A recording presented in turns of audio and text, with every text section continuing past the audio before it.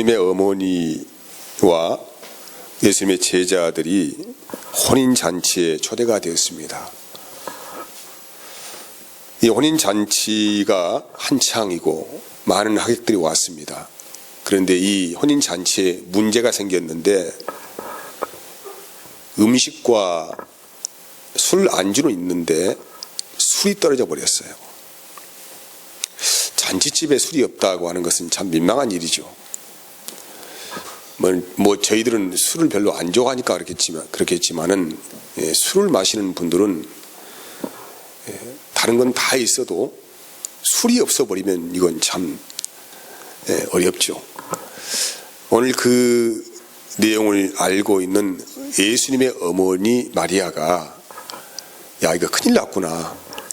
잔치집에 모든 건 다 준비가 되어 있는데 술이 떨어졌구나 라고 알고 예수님에게 부탁을 했습니다. 어떻게 좀 해보면 안 되겠느냐. 왜냐하면 예수님께서 하시는 모든 이제까지 일들은 참 신통하게 그지없습니다. 사람으로는 할 수 없는 모든 일을 다 하시는 예수님 볼 때에 아마 예수님이라면 이 일을 충분히 처리할 수 있겠구나라고 생각을 하고 잔치집에 술이 떨어졌다고 이야기를 한 것이죠.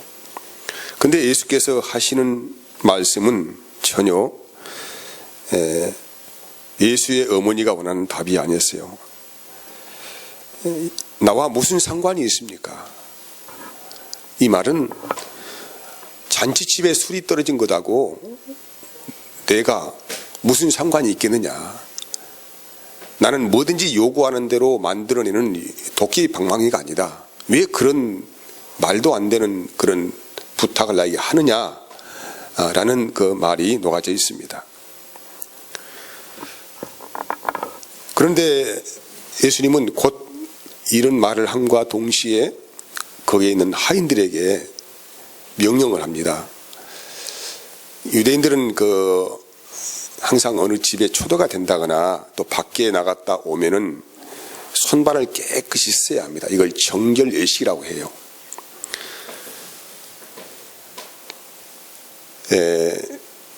그 잔치집에도 여전히 이제 큰 물 항아리가 6개가 있었습니다. 그 물 항아리에는 물이 가득 차 있었고 이 잔치집에 초대가 된 사람들은 예외 없이 반드시 그 물 항아리에서 물을 떠다가 손을 깨끗이 씻어야 합니다. 그래서 그 정결 예식을 위해서 물 항아리 6개가 놓여 있는데 이미 많은 하객들이 와서 물을 썼기 때문에 대부분 이제 물이 별로 없지 않겠습니까? 그래서 그곳에다가 물을 부으라고 하시고 그 물을 떠서 연회장에게 갖다 주라고 하는 것입니다. 연회장은 이제 그 잔치를 총괄하는 책임을 맡은 사람이겠죠. 근데 연회장이 이 하인들이 떠온 물을 마셔 보는데 물이 아니고 진짜 품질이 굉장히 좋은 맛과 향이 살아있는 아주 질 좋은 포도주라는 거예요. 그래서 칭찬하는 것입니다. 야, 이 잔치집은 대단한 집이다. 이렇게 품질 좋은 질과 향이 가득한 술을 이렇게 많은 사람들이 퍼마시게 하고도 지금까지 남아있구나. 다른 잔치집에 가면 술 취하니까 좀 질 안 좋은 포도주를 내는데 너희들은 반대로 더욱 시간이 가면 갈수록 질이 좋은 포도주를 내는구나 라고 대단히 칭찬을 하고 있습니다. 여러분 여기에서 우리가 이제 이해를 할 것은 유대인의 정결 예식법입니다. 아까도 말씀드렸지만은 반드시 밖에 나가서 집 안에 들어올 때는 이 정결 예식법에 따라서 손발을 깨끗이 씻고 음식을 먹거나 집 안에 들어가야 합니다. 사실 율법을 더 잘 지켜보기 위해서 연구해서 이 법을 추가시킨 것입니다. 왜냐하면은 밖에 나갔다가 이렇게 활동하다 보면은 손과 발에 많은 먼지가 묻고 병원균이 묻기 때문에 그 병원균이 쉽게 사람에게 옮겨지지 않도록 미리 방책을 서로 해줌을 통하여서 이웃을 사랑하고 돌보는 역할을 하는 것이 이제 율법의 기능이지요. 그래서 이것은 그냥 손발을 씻는 정도가 아니라 하나의 예식법입니다. 법으로 정해놨어요. 반드시 그렇게 해야 한다라고 한 것입니다. 그런데 예수께서는 뭐라고 말씀하시냐면은 자신의 때가 아직 아니다고 하시면서 하인들을 통하여서 물 항아리에 물을 붓게 하시고 그것을 포도주로 변화시켰습니다. 참 신기한 일이죠. 어떻게 물이 한순간에 포도주가 될 수가 있겠습니까? 이걸 기적사건이라고 하죠. 기적사건. 야, 이건 도저히 인간의 상식으로서는 이해할 수 없는 일이다. 그래서 기적입니다. 기적. 그럼 왜 예수님께서 아직 자신의 때가 아니라고 말씀하시고 이 기적을 베푸셨는가? 라는 말씀을 좀 살펴보기를 원합니다.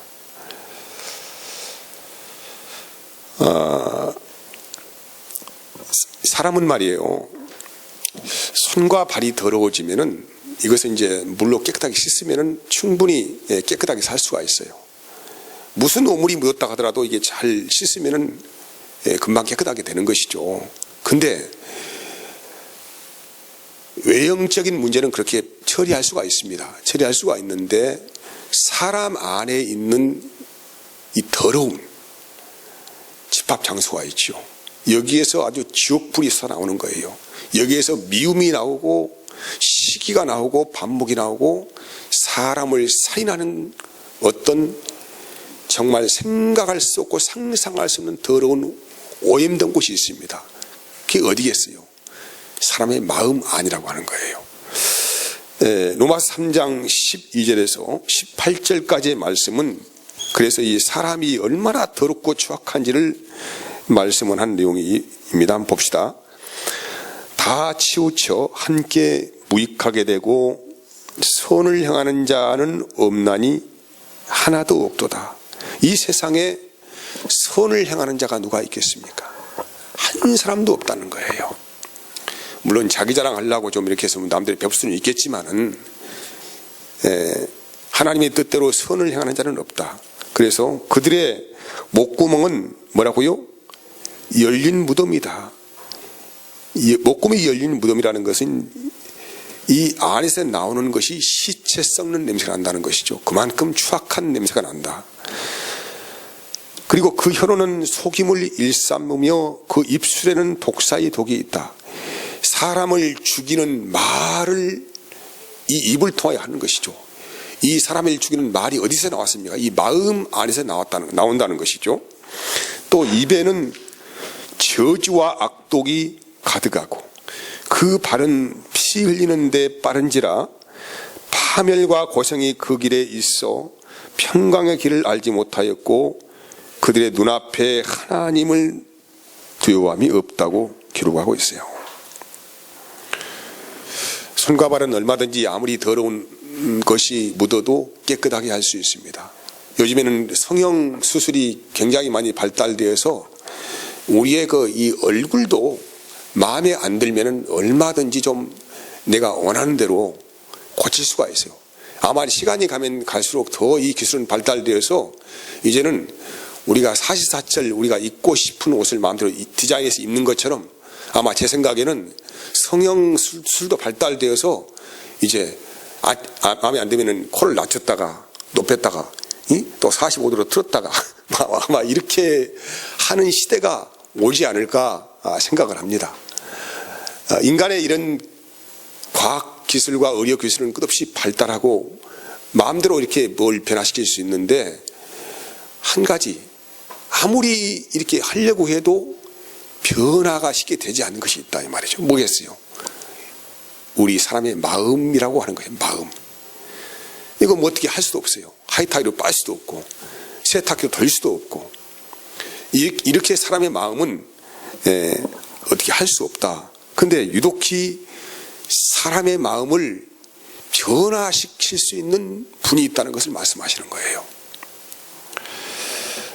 마가복음 7장에서는 예수님의 제자들이 손을 씻지 않고 음식을 먹는 것을 보고 그다음 거기에 모인 바리새인들, 장로들, 유대인들 이런 사람들이 예수님께 항변합니다. 왜 당신네 제자들은 손을 씻지 않고 음식을 먹느냐라고 이렇게 항변을 하니까 예수께서 하시는 말씀이 어떤 말씀이에요? 마가복음 7장 18절에서 23절까지 말씀이에요. 봅시다.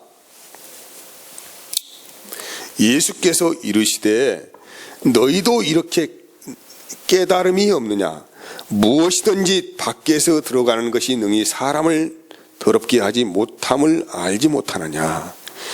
이는 마음으로 들어가지 아니하고 바로 들어가 뒤로 나감이라. 이러므로 모든 음식물을 깨끗하다 하시니라. 또 이르시되 사람에게서 나오는 그것이 사람을 더럽게 하느니라. 속에서 곧 사람의 마음에서 나오는 것은 뭐예요? 악한 생각, 곧 음란, 도둑질, 살인, 간음, 탐욕, 악독, 속임, 음탕, 질투, 비방과 교만과 우매함이니라. 이 모든 악한 것이 다 속에서 나와서 사람을 더럽게 한다고 말씀해요. 여러분, 저 사람이 참 더럽다, 치졸하다, 이런 것은 다 그 마음 안의 상태를 말씀하고 있는 것이거든요. 옷을 좀 반듯하게 입고 좀 화장을 잘하고 이러면 얼마든지 외모는 위장할 수 있어요. 외모는 위장할 수가 있겠지만은 우리의 마음은 덮을 수가 없어요.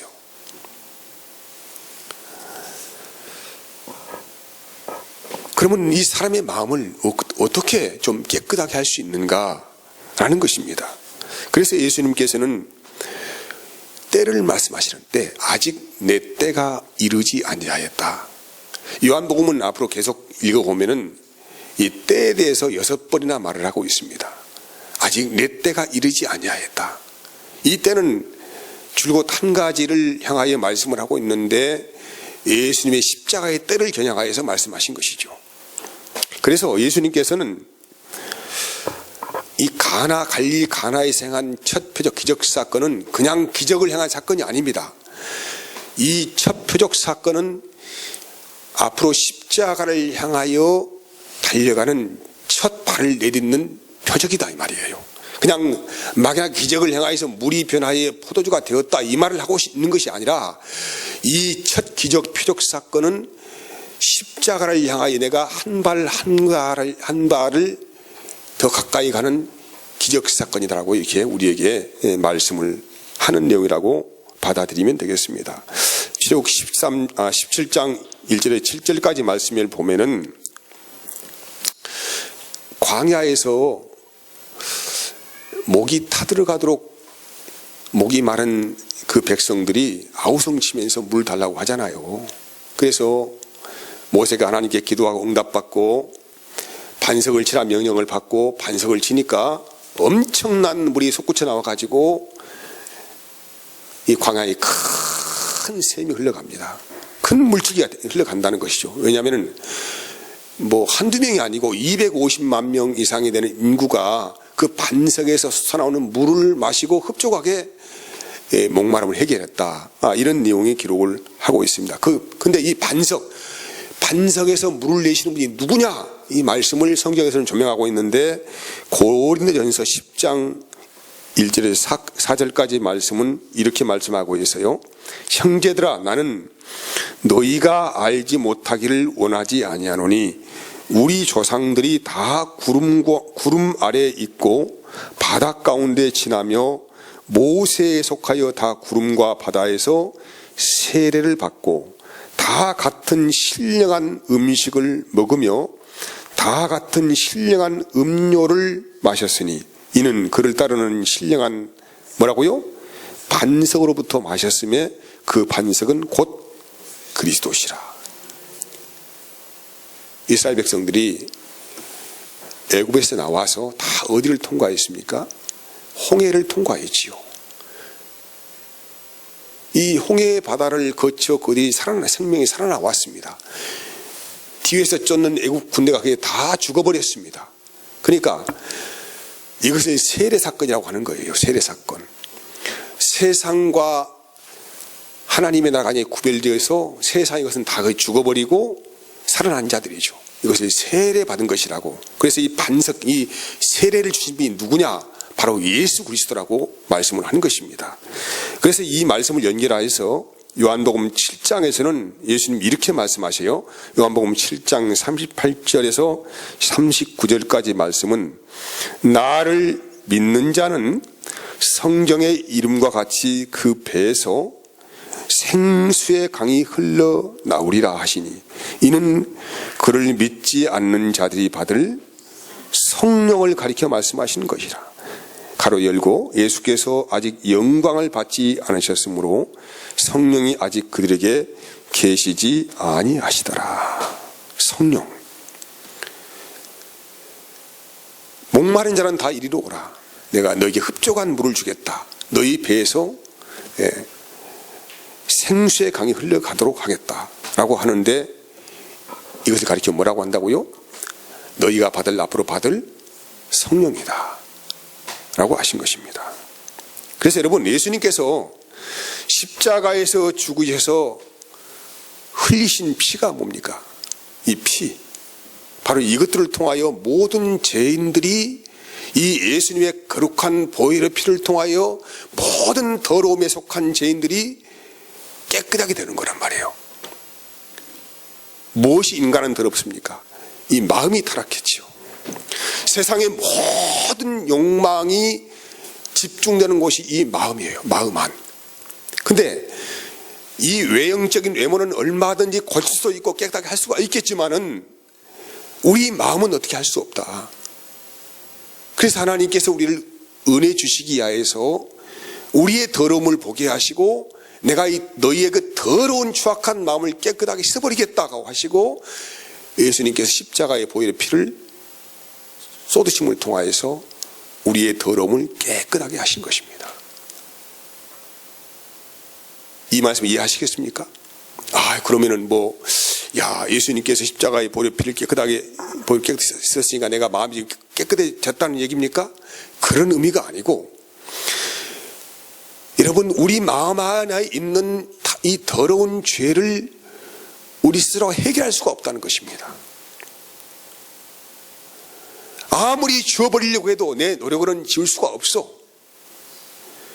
지금 여러분들이 지금 예수님을 믿고 있는데 이 마음 안에 아마 세상 사람과 다른 뭐가 있습니까? 조금 욕심이 덜합니까? 돈을 사랑하지 않습니까? 명예를 사랑하지 않습니까? 그렇다면 우리가 예수님을 믿지 않는 사람과 나와의 지금 차이가 무엇입니까?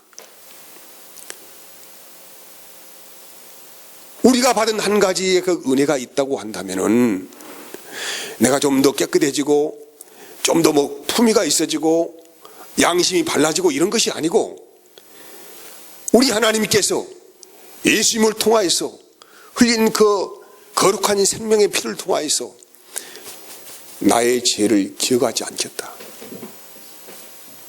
모든 것을 사하시겠다. 용서하시겠다. 그래서 하나님이 보시기에는 우리는 깨끗한 존재가 된 거예요. 왜? 용서를 받았으니까. 근데 우리가 지금 갈등하고 있는 게 무엇입니까? 내가 예수님을 믿으면 깨끗하게 살아야지. 굉장히 좋은 의미입니다, 그것은. 근데 아무리 깨끗하게 살려고 발버둥을 쳐도 이 추악한 마음을 어떻게 할 수가 없다는 거. 이거 인정하셔야 합니다. 이거 인정하지 못하면은 자기 스스로가 자기를 살인하는 거예요. 죽이는 것입니다. 이거 인정하게 되면은 우리 하나님께서 나에게 은혜를 주신 그 보혈의 피가 얼마나 귀하고 복된 것인가를 아는 은혜가 생긴다는 것입니다. 이것을 뭐라고 합니까? 좀 다른 피로, 다른 그 말씀으로 성령 세례를 받았다고 하는 거예요. 그러면 이 성령 세례를 내가 받았습니다. 성령 세례 받았다고 하는 것은 이제 하나님의 영이 우리 마음 안에 들어와서 나를 주장해 간다는 의미를 가지고 있습니다. 과거에는 우리가 어떻게 살았습니까? 내가 원하는 것을 소망을 삼고 내가 원하는 대로 세상을 질주하며 살아갔지 않습니까? 그런데 이제 예수님의 피를 통하여서 우리의 죄를 사하시는 은혜를 입은 사람들은 이제 자기 자신이 어떤 존재인가를 알고 있기 때문에 하나님의 성령으로 살아가는 것이 무엇인지를 분별한다는 것 의미를 가지고 있습니다. 과거에는 내가 내 마음대로 내가 원하는 방향으로 인생의 설계를 하면서 내 뜻대로 살아가는 인생을 추구했는데 이제는 그렇게 살기를 원하지 않고 성령이 내 마음을 주장하시는 대로 내가 따라가며 살아가야 되겠구나, 이런 마음이 생긴다는 거예요. 자발적으로. 왜? 그 은혜를 내가 입었으니까, 그 큰 사랑을 받았으니까. 이것은 내가 그렇게 살려고 하는 노력이 아니라 하나님이 그런 은혜를 내가 알았기 때문에 나의 죄된 모습대로 살려면 이것이 안 되겠구나, 그런 마음이 내 마음속에 생명처럼 살아나서 이제 성령의 인도를 받게 된다는 말씀으로 우리가 받는다는 것입니다. 여러분, 그래서 우리는 하나님이 주신 은혜를 알아야 합니다. 여기 이어진 말씀 보면은 2장 13절부터는 여러분이 잘 아시는 내용이죠. 그 당시에 유대인들은 성전 제사를 드렸습니다. 성전 제사를 드리기 위해서는 반드시 뭐가 필요합니까? 짐승의 피를 흘려야 합니다. 짐승을 잡아야 된다는 얘기죠. 제사장들은 노련하게 칼을 잡고 가져온 짐승을 각을 떠가지고 바르고 뼈를 발라내고 이렇게 해서 분리하고 완전히 피를 다 쏟아버립니다. 이 제물을 하나님께 드리는 번제를 드리는 거예요. 6월절 이 명절날에 유대인들은 다 모여서, 멀리서 온 사람들은 짐승을 가져올 수가 없기 때문에 그곳에 와서 짐승 대신에 돈으로 환전하여서 하나님께 그 짐승의 값을 드리고, 가까이 있는 사람들은 짐승을 가져와 가지고 거기에서 피를 쏟고 그 제단 안에 드렸다는 것입니다. 그런데 이런 6월절 명절을 의식을 행하는 이 장소에 탐욕스러운 자들이, 제사장, 바리새인들 이런 사람들이 다 모여가지고 함께 마음을 공존하여서 자기 이익을 챙기고 서로가 장사하고 환전하고 바꾸고 이런 일을 하는 것을 예수님께 보시면서 엄청난 진노를 하십니다. 그냥 상을 다 퍼버리는 거예요. 채찍을 만들어가지고 분노하면서 그냥 사람들을 쫓아내는 것입니다. 왜 너희가 하나님의 집을 강도의 소굴로, 도둑의 소굴로 만들고 있느냐 라고 분노하시면서 하나님, 예수님께 엄청난 진노를 하시는 내용이 여기에 있는 성전 청결 사건입니다. 여러분, 경건을 별미로 해가지고, 예배를 별미로 해가지고 자기의 이익을 챙기는 자들을 향하여서 예수님께 진노를 하시는 내용이에요. 그들의 마음은 완전히 세상에 몰입되어서 세상의 것을 추구하는 것들이 세상의 영광인 것처럼 생각을 하면서 하나님의 성전을 갈취하여서 경건을 이익의 재료로 삼는 자들이라는 것을 우리 주님께서 말씀을 하고 있습니다. 여러분, 우상은 어디에 있습니까? 밖에 있습니까? 우리 안에 있습니까? 우리 안에 있습니다. 그래서 항상 우리는 다른 곳을 바라보지 말고 우리 안을 잘 살펴야 합니다. 내 안에 누가 계신가? 과거에 나의 옛사람이 내 안에 지금 나를 주장하고 있는가? 아니면은 나를 위하여 십자가에 죽으시고 나의 모든 죄를 다 용서하시기는 그 은혜를 부어주신 예수님의 영이 내 안에 지금 존재하고 있는가? 우리는 항상 분별하여서 이걸 잘 살피는 것입니다. 그래서 우리에게 말씀하시는 은혜가 뭐냐면 너희가 하나님의 성전이다 라고 고린도전서 3장 16절에서 17절까지 말씀을 하고 있습니다. 봅시다.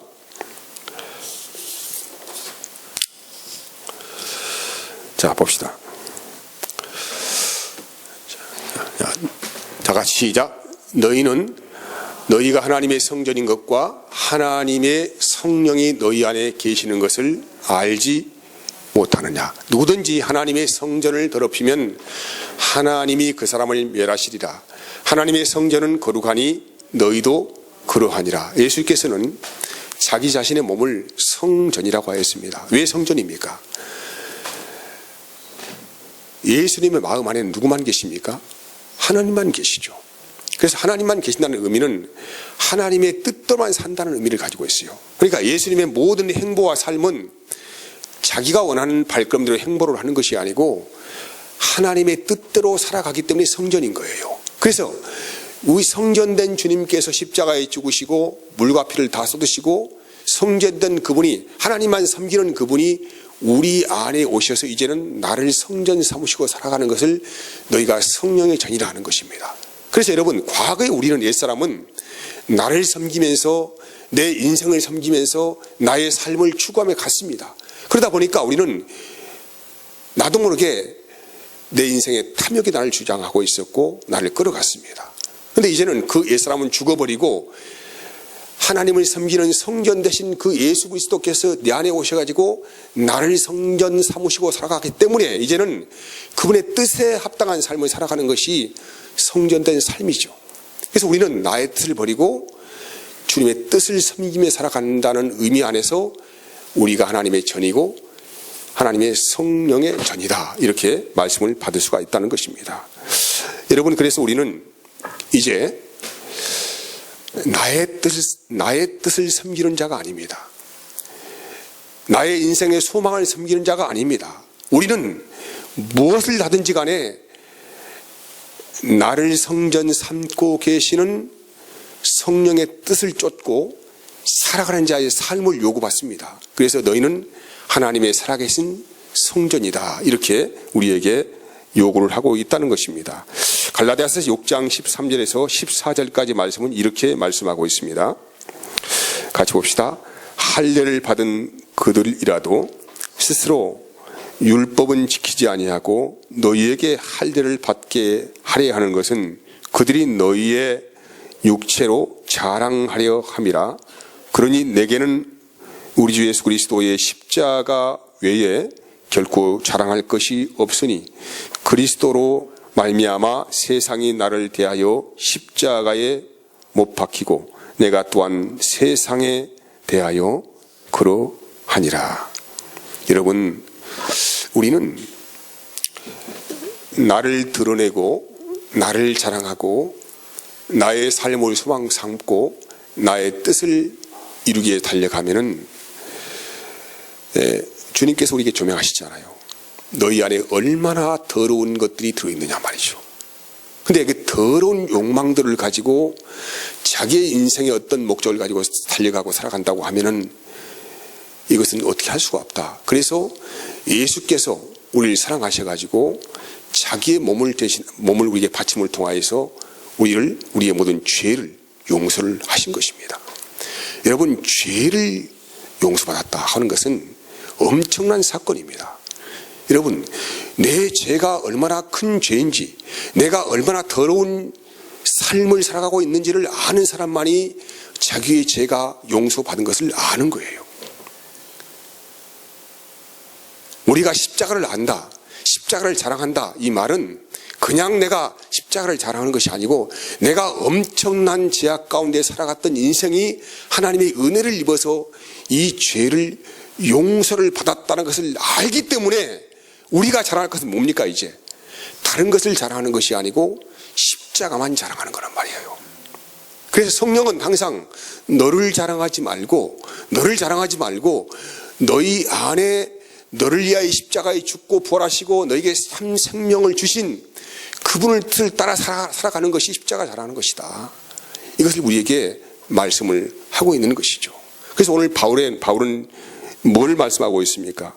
그러나 내게는 우리 주 예수 그리스도의 십자가 외에 결코 자랑할 것이 없나니라고 말씀합니다. 그리고 이어진 말씀은 그리스도로 말미암아 세상이 나를 대하여 십자가에 못 박히고 내가 또한 세상에 대하여 그러하느니라.